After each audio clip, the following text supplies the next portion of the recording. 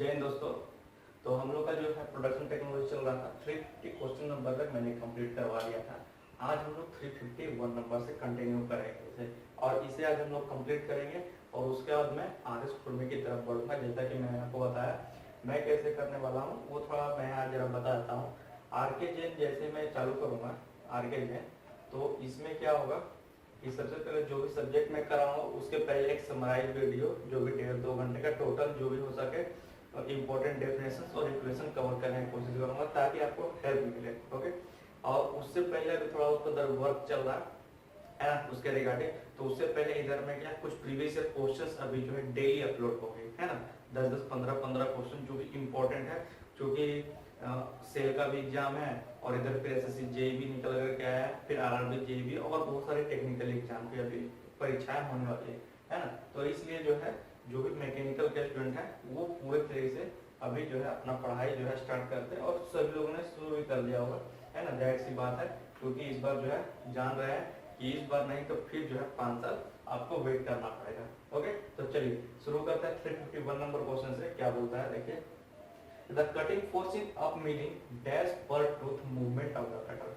बोल रहा है अप मिलिंग के केस में जो पर tooth movement of the cutter है वो कैसे इंक्रीज करता है। तो कटिंग फोर्स कैसे इंक्रीज करता है, तो ये यहाँ पर जो है थोड़ा ऑप्शन से यहाँ पर कट गया, मैं यहाँ पे ऑप्शन लिख देता हूँ।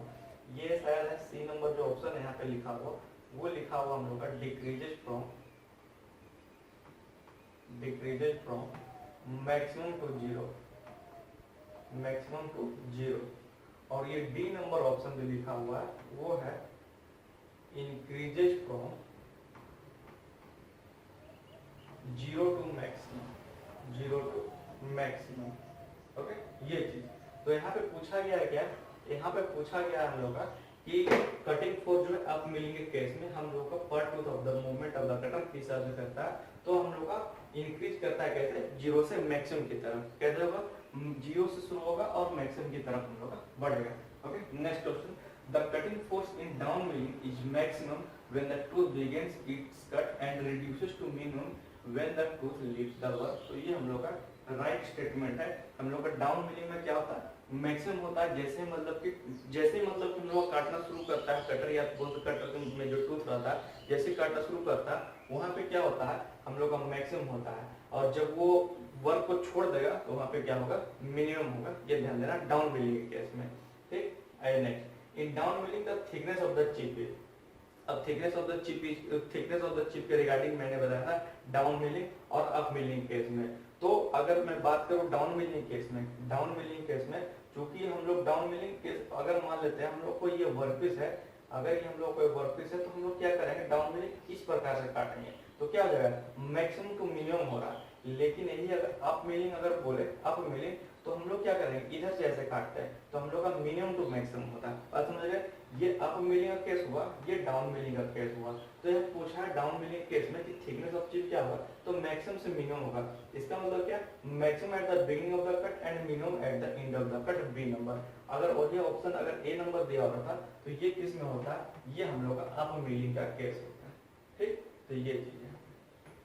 ठीक, नेक्स्ट क्वेश्चन आइए, the operation of machining several surfaces on a workpiece simultaneously, है ना, बहुत सारा वर्कपीस को एक ही साथ जो है साइमल्टेनियसली जिसमें वर्क करना है उसको हम लोग क्या बोलते हैं, वो किस कौन सा मिलिंग में करेंगे, उसको क्या प्रोसेस कहते हैं, उसको हम बोलते हैं गैंग मिलिंग। उसको क्या कहते हैं, gang milling. Okay, the operation of reproduction of N outline of A template on a workpiece is called face milling. यहाँ पे पूछा क्या गया है कि जो भी रिप्रोडक्शन होता है आउटलाइन, कोई टेम्पलेट का आउटलाइन करने के लिए, तो क्या उसको हम लोग क्या फेस मिलिंग कहते हैं। तो इसको हम लोग फेस मिलिंग नहीं कहते हैं, जब भी आउटलाइन करेंगे ना तो उसको हम लोग क्या कहते हैं, इसको हम लोग प्रोफाइल मिलिंग कहते हैं। ओके, नेक्स्ट क्वेश्चन आइए, the saw milling is an operation of, saw milling पूछा है ना, तो सॉ मिलिंग क्या होता है, जब भी हम लोग स्लॉट या ग्रुप में कोई भी चीज काटेंगे ना मिलिंग मशीन पे तो उसको हम लोग कहते हैं सॉ मिलिंग। तो देख लीजिए इसमें है ऑप्शन प्रोड्यूसिंग नैरो स्लॉट और ग्रुप्स ऑन ए वर्कपीस, उसको हम लोग क्या बोलते हैं, इसको हम लोग बोलते हैं सॉ मिलिंग। ओके, चलिए अगर ये चीज हम लोग ने देख लिया मशीनिंग सेवरल सरफेसेस,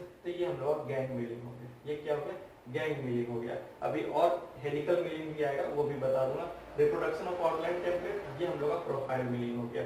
और ये जो producing groups around the periphery of cylindrical और कोनिकल वर्कपीस, तो ये हम लोग का क्या हो जाएगा, ये हम लोग का हेलिकल मिलिंग हो जाए। तो ये चीज है यहाँ पर। नेक्स्ट क्वेश्चन वही है हम लोग का कि the operation of producing groups around the periphery of cylindrical और कॉनिकल वर्कपीस इज कॉल्ड, तो ये हम लोग का हेलिकल मिलिंग है ना। तो एक ही क्वेश्चन में ये जो 356 नंबर है इसी में सभी तरह का आपका मिलिंग का प्रोसेस आ जाएगा। ओके, नेक्स्ट है gears can be best produce on mass production. ये क्वेश्चन बहुत ही इंपॉर्टेंट है। गियर प्रोडक्शन के बारे में पूछता है क्वेश्चन कि अगर मास प्रोडक्शन किया जाए गियर के, मतलब बहुत लॉट में अगर प्रोडक्शन किया जाए तो सबसे बढ़िया किस से हम लोग कर सकते हैं, शेपिंग से, कास्टिंग से, फॉर्मिंग से या फिर हॉबिंग से। तो hobbing is the correct answer. D number hobbing is the correct answer. Okay, तो 360 क्वेश्चन नंबर देखते हैं कि down milling is also called. तो डाउन मिलिंग को हम लोग क्या बोलते हैं, हम लोग और बोलते हैं क्या, तो क्लाइम मिलिंग। क्लाइम मिलिंग, ठीक। चलिए next, up milling is also called conventional milling. तो करेक्ट है हम लोग का, अप मिलिंग को कन्वेंशनल मिलिंग बोलते हैं और हम लोग का डाउन मिलिंग को क्या बोलेंगे, climb milling. Okay, 362 climb milling is chosen while machining. अब क्लाइम मिलिंग मतलब डाउन मिलिंग हम लोग क्यों चूज करते हैं, डाउन मिलिंग को यहाँ पे पूछा गया है क्या कि डाउन मिलिंग को हम लोग क्यों चूज करते हैं, क्योंकि ये क्या होता है ना कि ये इनेबल करता है कटर को डिग करने के लिए, खोदने के लिए, जब हम लोग का प्रोसेस जब स्टार्ट होता है तो, ठीक। इसलिए हम लोग क्या करते हैं, हम लोग जो है क्लाइम मिलिंग या फिर जो बोलिए आप जो है डाउन मिलिंग हम लोग जो है सिलेक्ट करते हैं। Okay, internal gear can be made by. अब इंटरनल गियर हम लोग कैसे बना सकते हैं, कौन सा प्रोसेस के जरिए, हॉबिंग तो देखा, जो कि हम लोगों ने क्या देखा कि गियर का प्रोडक्शन कर सकते हैं लेकिन मास प्रोडक्शन के लिए, ठीक। लेकिन है पूछा इंटरनल के लिए, तो इंटरनल गियर के लिए शेपिंग का यूज करते हैं। वो भी शेपिंग में दो ऑप्शन दिया है कि शेपिंग विद पिनियन कटर या फिर शेपिंग विद रैक कटर। तो शेपिंग विद रैक कटर बोलेगा तो एक्सटर्नल गियर के लिए, लेकिन शेपिंग विद पिनियन गियर बोलेगा तो हम लोग का इंटरनल गियर के लिए। ओके, नेक्स्ट है in a milling operation two side milling cutter are mounted with a desired distance between them so that both sides of the workpiece can be milled simultaneously. This setup is called, तो उसको हम लोग वैसा milling करते हैं straddle milling.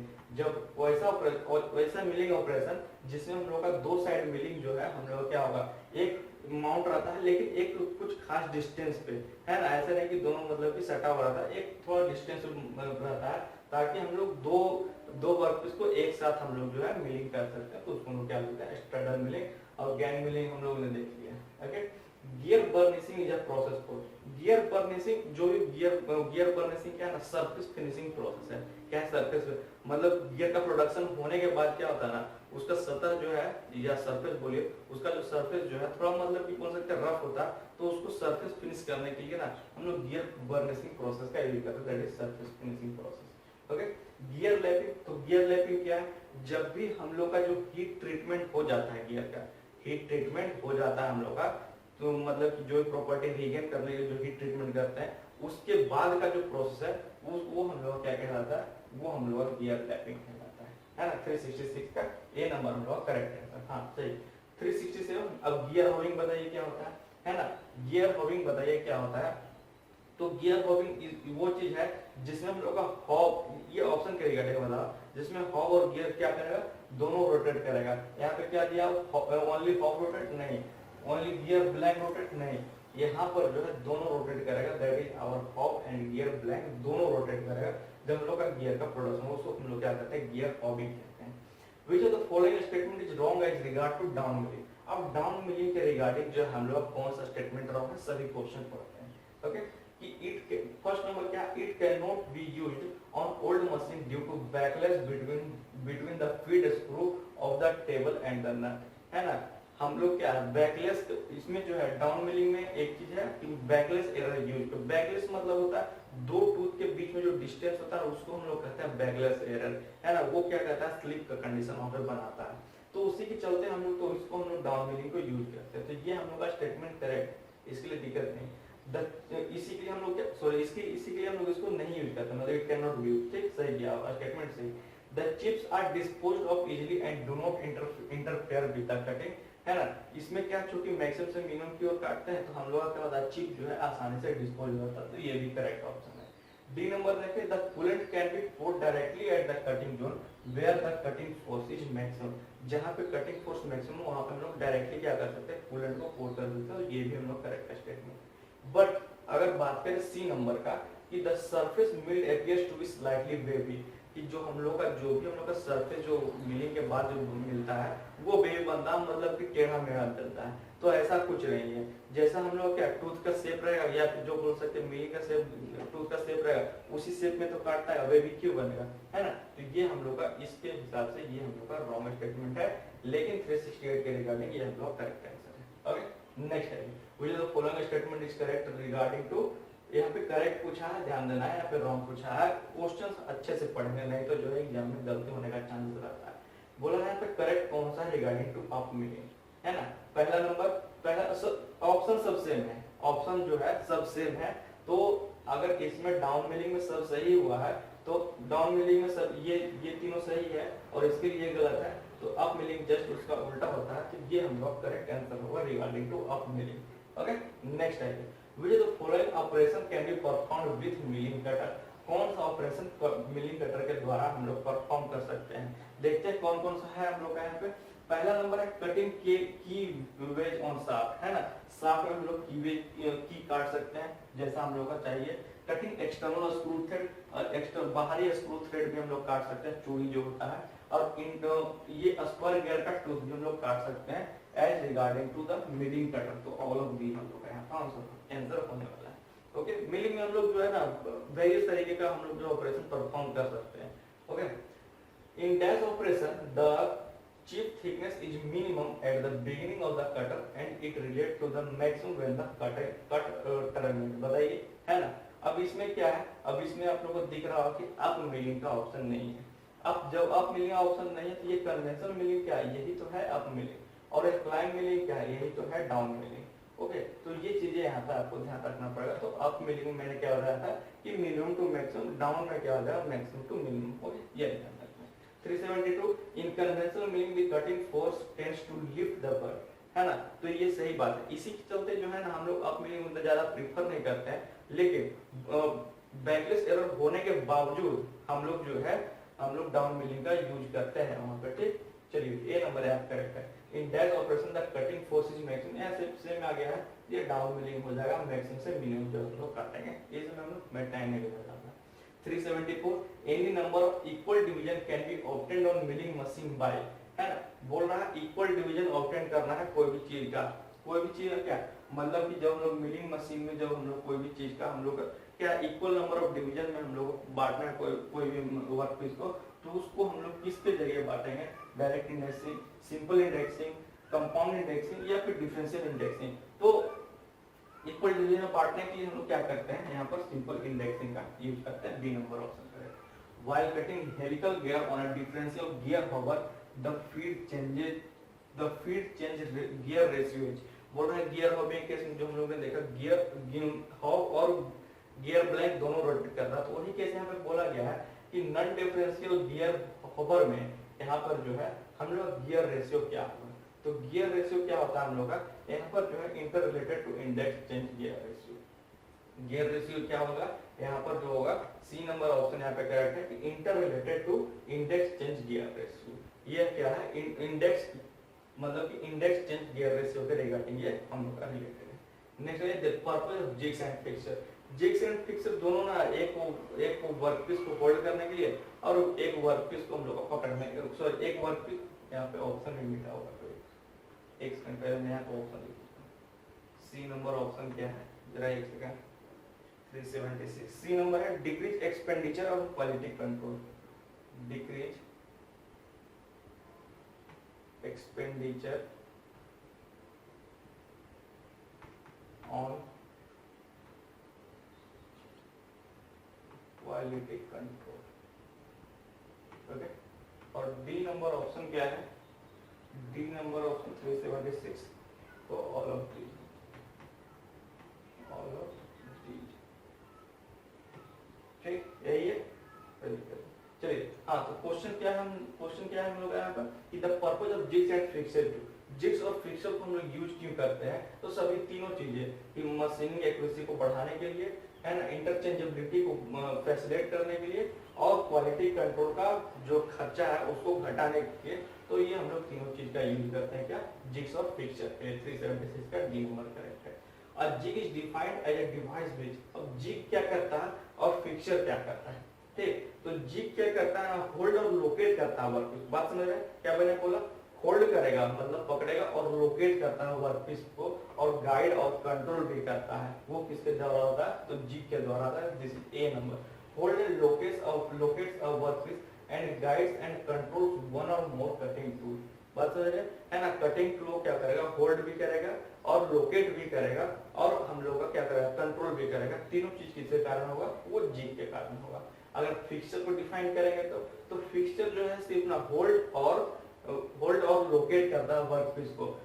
किस समय, तो इंस्पेक्शन के टाइम में। ये दोनों डिफरेंशिएट हम लोग को यहाँ पर ध्यान रखना है। ठीक, क्या बोला मैंने, अगर बात किया जाए जिग का, तो जिग में भी होल्ड और क्या करता है, लोकेट करता है वर्कपीस को। लेकिन और क्या करता है उसमें हम लोग का जो है कटिंग टूल को भी गाइड करता है वहां पर। लेकिन अगर फिक्सचर की बात करें ना, तो ये भी होल्ड और लोकेट करता है वर्कपीस को, लेकिन ड्यूरिंग इंस्पेक्शन टाइम। बात समझ रहे हैं, जब हम लोग को मतलब इंस्पेक्शन करते हैं कोई वर्कपीस का, तो उस टाइम जो होल्ड और लोकेट करने का पूरा काम करेगा वर्कपीस का, तो या फिर मैन्युफैक्चरिंग ऑपरेशन के दौरान। ठीक, next jigs are used.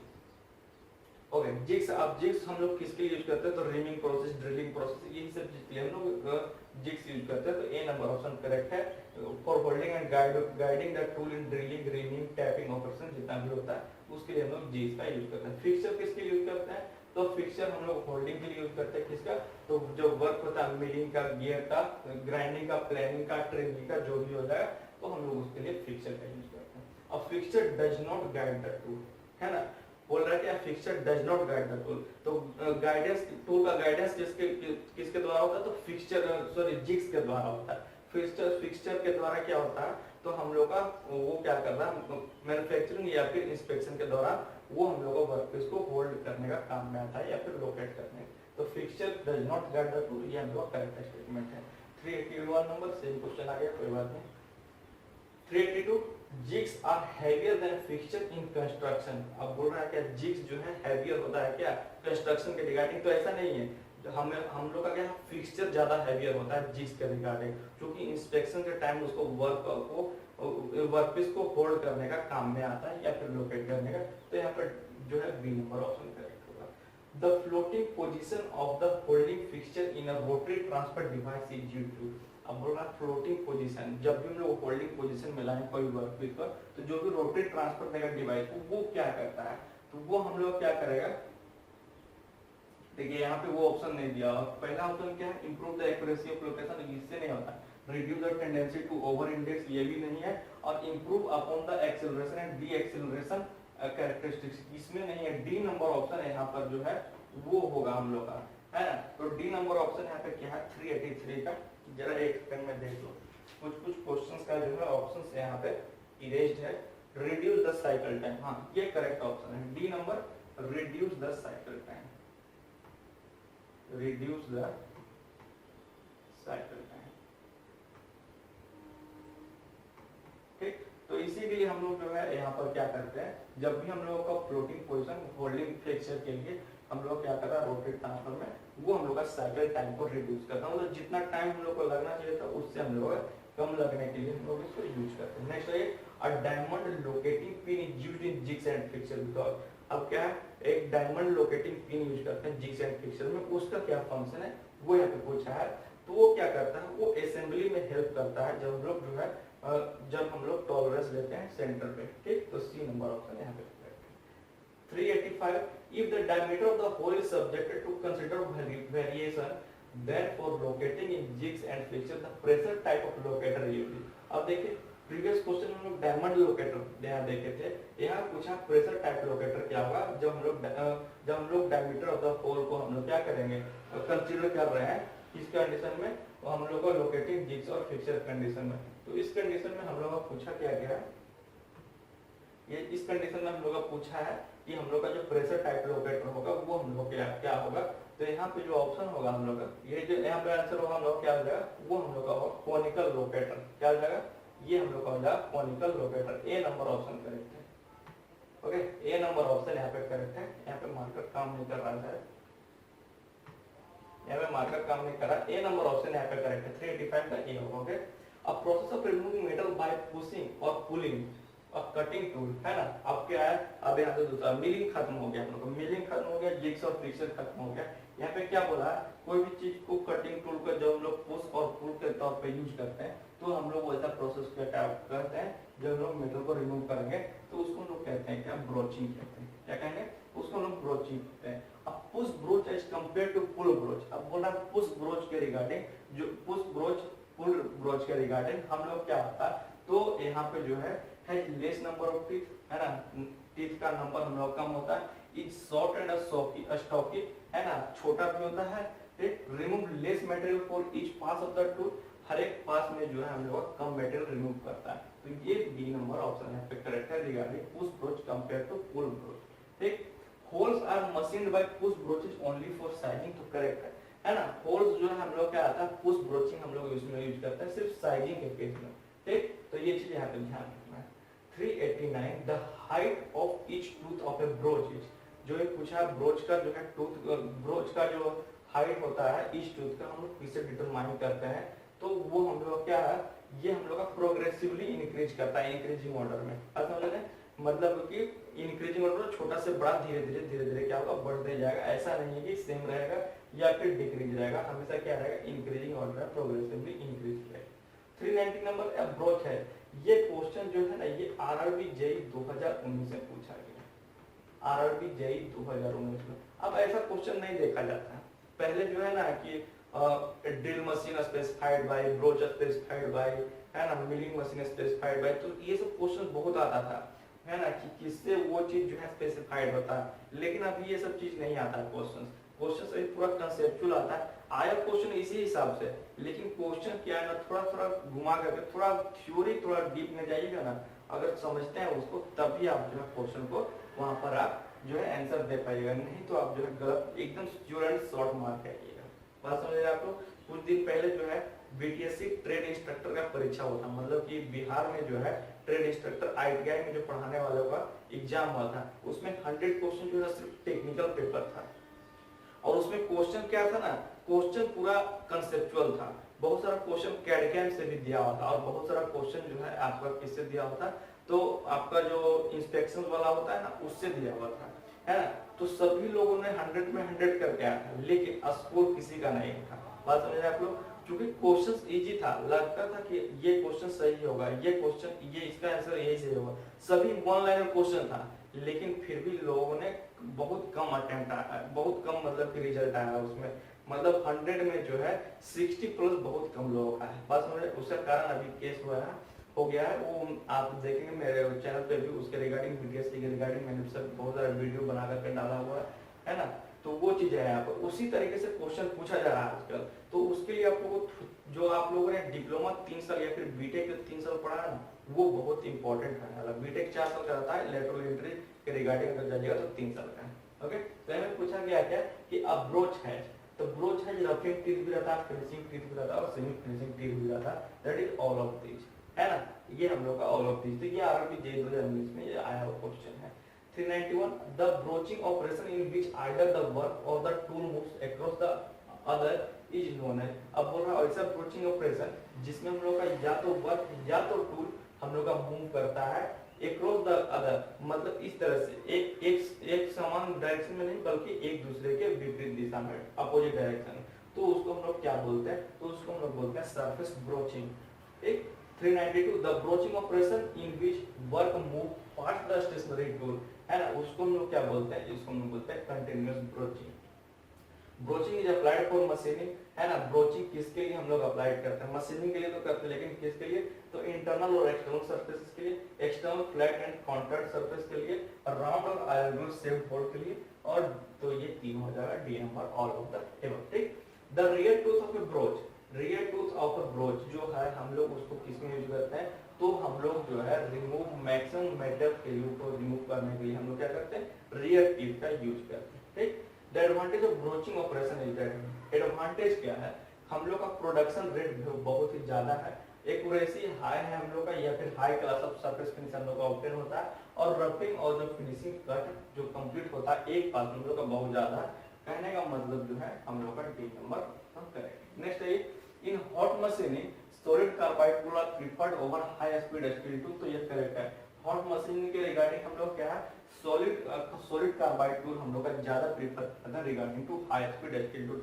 High speed steel tool cutting के तौर पे हम लोग ज्यादा यूज करते हैं, ठीक है। हॉट मशीन का केस आ गया इसलिए हम लोग यहाँ पर सॉलिड कार्बाइड का टूल यूज करते हैं। नेक्स्ट है यहाँ पर 397 इन hot machining the work is heated bye. अब वर्क को कैसे हम लोग हीट करेंगे, गर्म करेंगे, क्योंकि हॉट मशीनिंग है तो हम लोग इसको हॉट हीट करें किसी भी तरीके से हीट कर सकते हैं।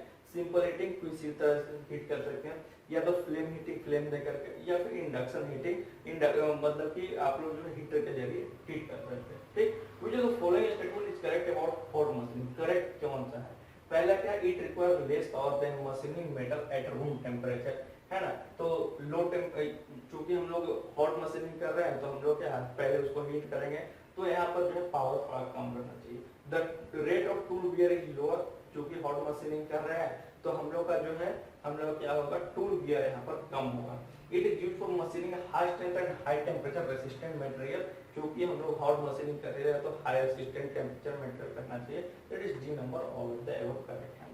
399 in ultrasonic machining the metal is removed by. Ultrasonic machining में आप लोगों को ध्यान होगा कि हम लोग वहां पर अब्रेसिव स्लरी का यूज करते हैं मेटल को रिमूव करने के लिए। देख लीजिए किसमें, वो हम लोग का ऑप्शन सही हो जाएगा। देखिए अब्रेसिव स्लरी है ना, कोई एक पॉइंट आप लोग याद रखिएगा ना तो आप जो है वहां से जो पिक कर सकते हैं क्वेश्चन को, बस समझे, क्योंकि यहाँ पे ऑप्शन दिया रहता है ना। लेकिन आप लोगों को उसके रिगार्डिंग आप लोग को ध्यान रखना चाहिए। 400 in electrochemical machining, that is ECM, the metal is removed by maintaining an electrolyte between the work and tool is very small gap between the two।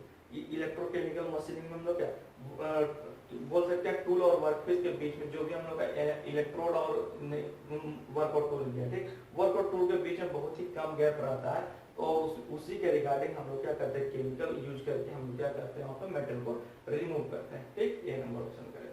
When the metal is removed by erosion caused by rapidly recurring spark discharge between the tool and workpiece, the process is known as। तो यहाँ पर ध्यान दीजिए, erosion मतलब कि erosion मतलब क्या होता है, वहां से मतलब कि मेटल को हटा देने के लिए, और क्या किसका यूज करके, तो स्पार्क डिस्चार्ज का यूज करके। तो इलेक्ट्रोड डिस्चार्ज मशीनिंग हो जाएगा, है ना। कोई दिक्कत इसमें, कोई दिक्कत नहीं। The abrasive slurry used in ultrasonic machining contains fine particle of.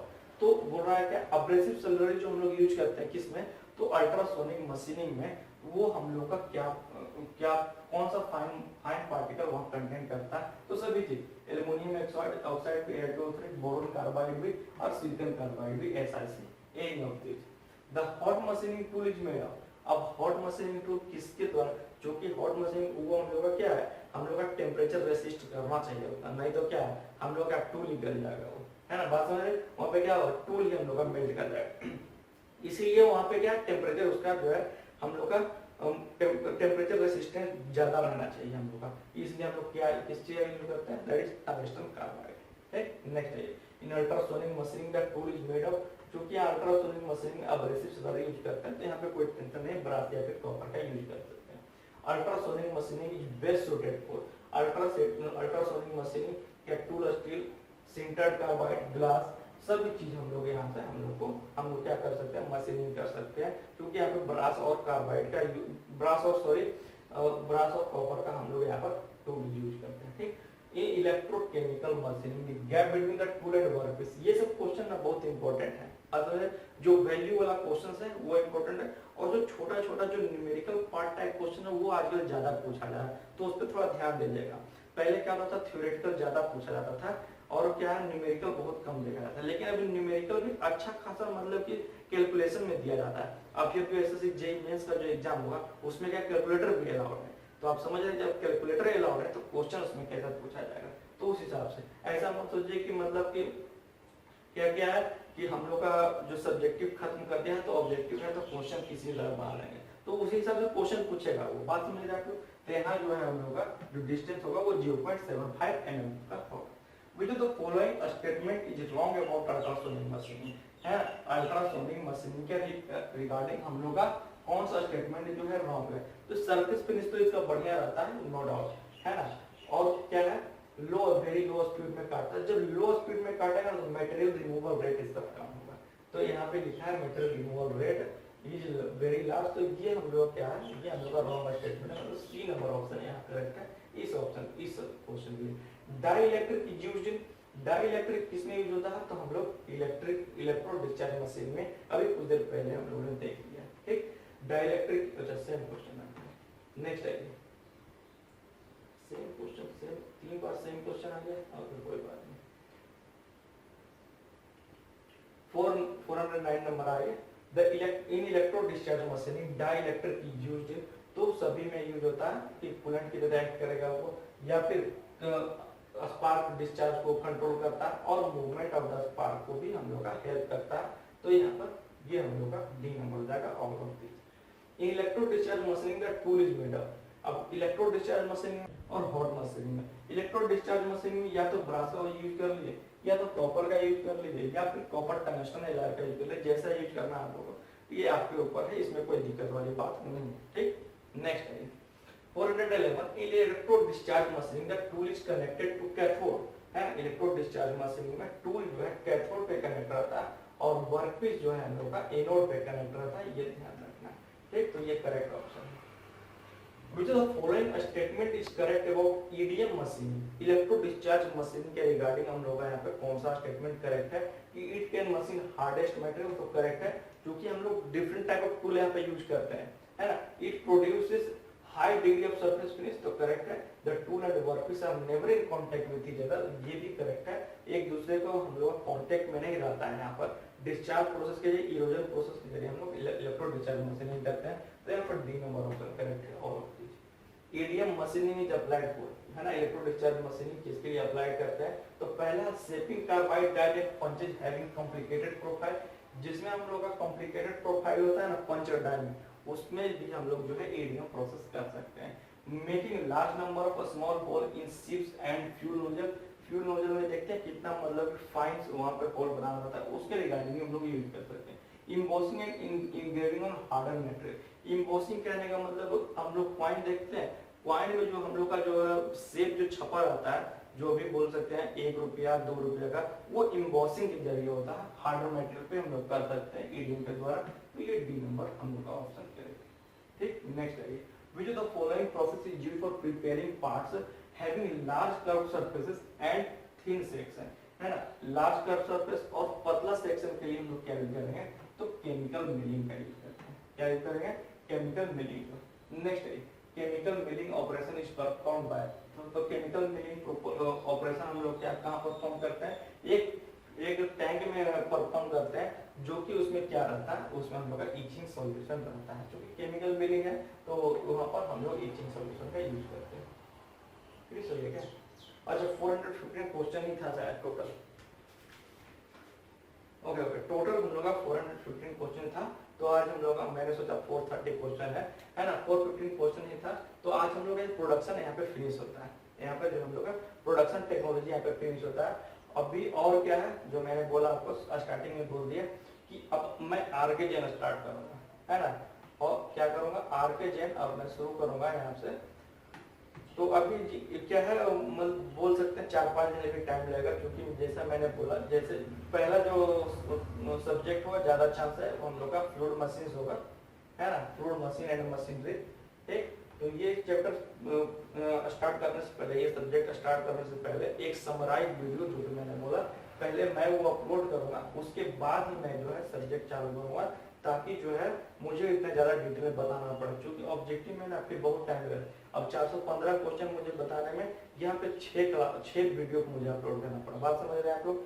तो लेकिन ये इधर जो 4-5 जो भी है वो आपका ब्लैंक नहीं रहेगा, इसमें मैं प्रीवियस ईयर क्वेश्चंस अभी रेगुलर फॉर्म के तरफ पे आए। ठीक, डेली 15 से 20 इंपॉर्टेंट क्वेश्चन जो भी प्रीवियस ईयर एसएससी जेई में, आरआरबी जेई में, सेल, डीआरडीओ, वेल, जो भी मतलब डिफरेंट एग्जाम में आए हैं, सभी क्वेश्चन अभी मैं करवाने वाला हूँ, बहुत ही हेल्पफुल होने वाला है ना। सब्जेक्ट वाइज इजी रहता है, एक के बाद एक के बाद। इसमें क्या है आरएस में अगर पिछला क्वेश्चन बनाने तो उसके रिगार्डिंग जो है नेक्स्ट क्वेश्चन आप लोग सॉल्व कर सकते हैं, बस है। लेकिन आरके जेन में ऐसा नहीं है, थोड़ा वो एक लेवल एडवांस का एडवांस बोल सकते हैं, या फिर थोड़ा मतलब कि आरएस में जो हम लोग का बेसिक लेवल का हम लोग का बुक है, जैसा कि आप लोग जानते हैं। और आरके जेन से थोड़ा टफ अगर ले लें तो आरके राजपूत का भी आता हम लोग का वो ऑब्जेक्टिव अगर आप लोग को जानकारी होगा तो ठीक। तो ये चीज है यहाँ पर, है ना। तो आज के लिए इतना रखते हैं, फिर जो है अगला वीडियो आएगा आपका आरके जैन के रिगार्डिंग। अभी जो है आर एस खुरमी को अभी यहाँ और किन्हीं को अगर किसी भी तरीके का अगर कोई भी चीज क्वेरी है तो कमेंट बॉक्स में जरूर लिखें क्या उनको चाहिए और कैसे मतलब भी चाहिए, ठीक। मैं भी कुछ दिन में सोच रहा हूँ कि जो भी मैं प्रीवियस ईयर क्वेश्चन कर रहा हूँ वो मतलब कि लाइव आकर करूँ, ठीक। तो उसमें आप लोगों को और ज्यादा मतलब कि कमेंट करने का, पूछने का, और उसमें मैं टाइम भी दूंगा आप लोगों को बताने का। तो उसमें आप लोग अपने आप को मार्क कर पाएंगे कि कितना मेरा क्वेश्चन सही हो रहा है, ठीक। तो आज के लिए इतना रखते हैं, धन्यवाद।